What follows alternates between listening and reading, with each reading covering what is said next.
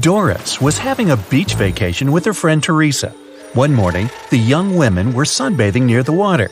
Teresa went to a cafe to get some lemonade while Doris went swimming. When Doris came back, she saw that her smartphone, which she had left on her beach towel, was gone. "Have you seen my phone?" she asked the man sunbathing nearby. "Nah, I've been sleeping all this time." At this moment, Teresa came back with a lemonade. She looked around and immediately understood where Doris's phone was. Who took it?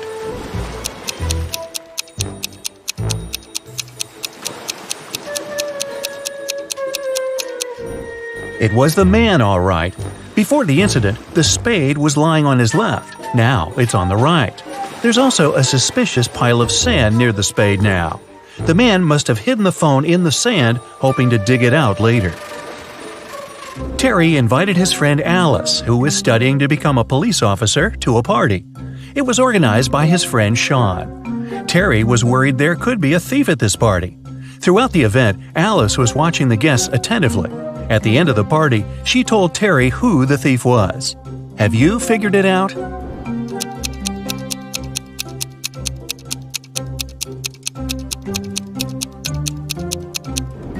It's the host, Sean. At the beginning of the party, one of the guests had a watch on his wrist, and this woman had a beautiful necklace. But at the end of the party, the watch is already on Sean's wrist, and the necklace is in the flower pot. Detective Carlson was walking along the street when he heard the sound of glass shattering. He looked around and saw a large crowd gathering near the broken window of a jewelry store. The shocked owner was inside. The detective ran up to him. "Has anything been stolen?" The man said he hadn't understood yet. But then Carlson exclaimed, "Sorry, I've got a thief to catch," and rushed away. What did he see?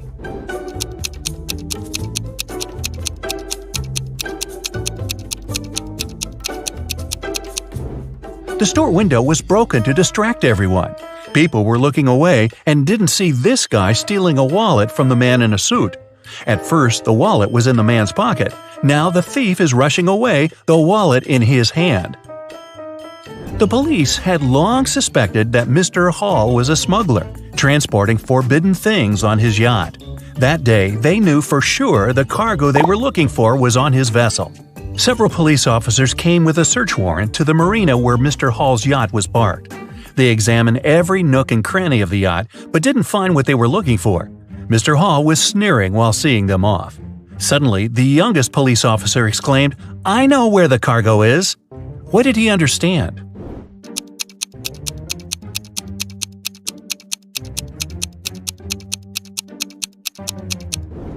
The cargo could only be underwater.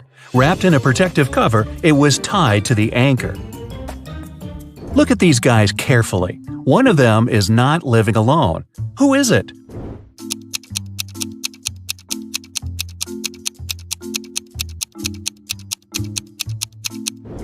It's the man on the right. He's got 2 toothbrushes.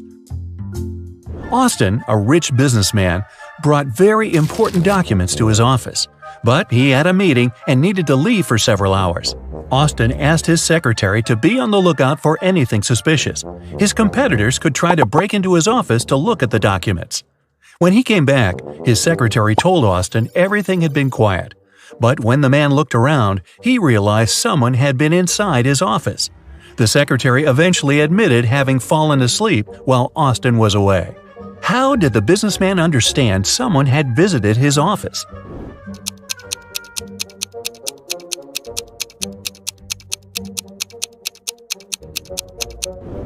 The globe on his desk is now turned in the opposite direction. William, a successful businessman, was having dinner at an expensive restaurant. At one point, he went outside to make an important call. When he returned, his case with money and documents was gone.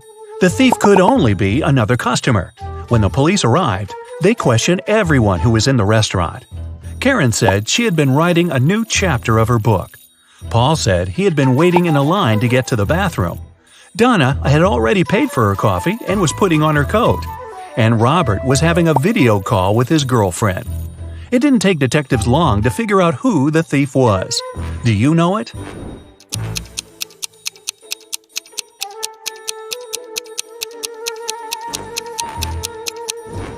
The criminal is Paul. Besides him, there were only 4 other visitors at the restaurant, and they were all busy. How could there be any line for the bathroom? The police got informed that one of the most wanted criminals, Carl Walker, was going to arrive in the country. According to this information, the man was going to come by plane. Unfortunately, the police knew very little about him. He was short, wearing glasses, and traveling under a false name. Detective Adams went to the airport. He detained 4 people who fit the description. They were Mr. Lewis, Mr. Relcaw, Mr. Taylor, and Mr. Wilson. Look at these men carefully and try to figure out who the criminal is.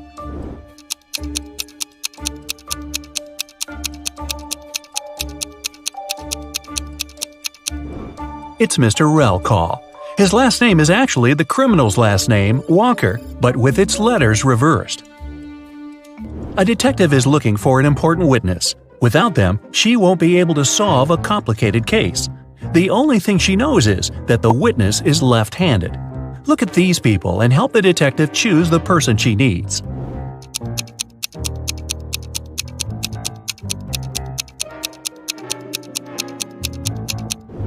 It's the waitress. She's holding the tray with her right hand and serving people with her left dominant hand.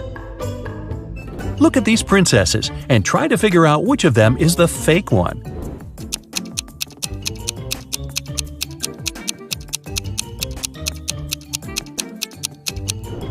It's the princess on the right. The tiaras of the princess on the left and the one in the middle have a reflective shine to them. You can see they are made of precious metals. But the ice princess's tiara doesn't shine. It's made of plastic. A businessman arrived at his office after a long trip. He discovered that some important documents had disappeared from his desk. He immediately called the police, and a detective arrived shortly after. After interviewing all the workers, he had a list with 3 suspects on it. They were Emma, the accountant, Sophia, the receptionist, and James, the sales manager. But all of these people claimed they hadn't been inside the businessman's office. It didn't take the detective long to figure out who was lying. Do you have any ideas?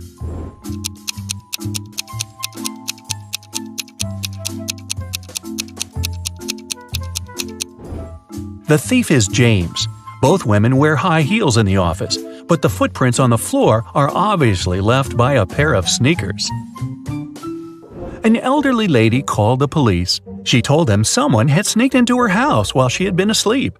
The intruder took away the money she kept hidden in her kitchen cupboard. The woman was sure it was one of her neighbors. The police visited all the neighbors, but each of them claimed they had spent the entire day at home. Look at their houses and try to figure out who the thief is.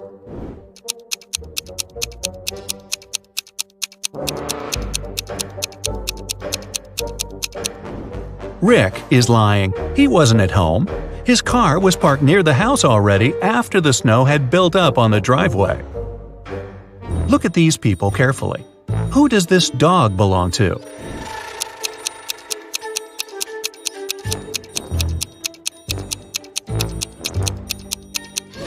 The dog's owner is the guy in the middle.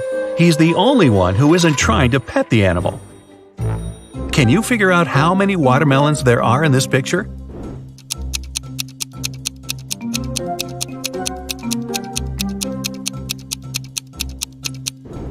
Five. Gloria failed her math test. Luckily, her professor was an understanding woman. She offered a deal. If the girl cracked 3 riddles, she'd get a good mark. Of course, Gloria agreed. The first task was to figure out the answer to the equation. Can you do the same?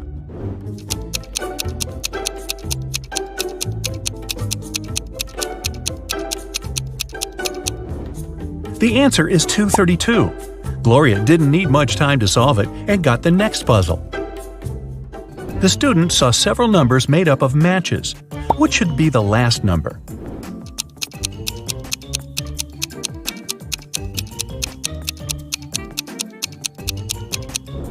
The last number should be 1. After every step, the number of joints goes down by 1. And finally, the teacher gave Gloria several pool balls. Use only 3 of them to make this equation true. After a couple of minutes, Gloria figured out the way to do it. Do you know what she did?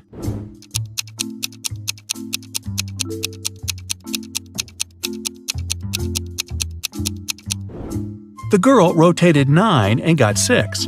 After that, she took the balls with numbers 13, 11, and 6 and got 30. Gloria's quick wit helped her, and she passed the test. You're trapped in a room with no doors or windows. All of a sudden, the room starts filling with water. You check everywhere, but can't find any way to turn it off.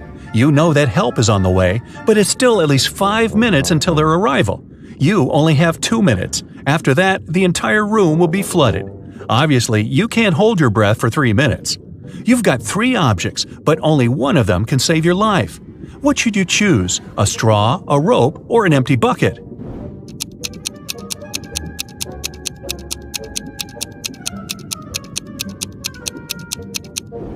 You should opt for the bucket. Put it on your head. This will create an air pocket, and you'll be able to breathe for a couple of minutes until help arrives.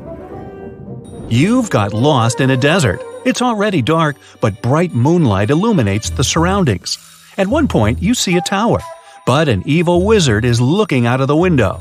He tells you, "If you want to save your life, solve my riddle. You need to figure out the height of this tower." You look around and see nothing but several fallen tree branches. There's also a watch on your wrist and your own shadow. What can you use to figure out how high the tower is?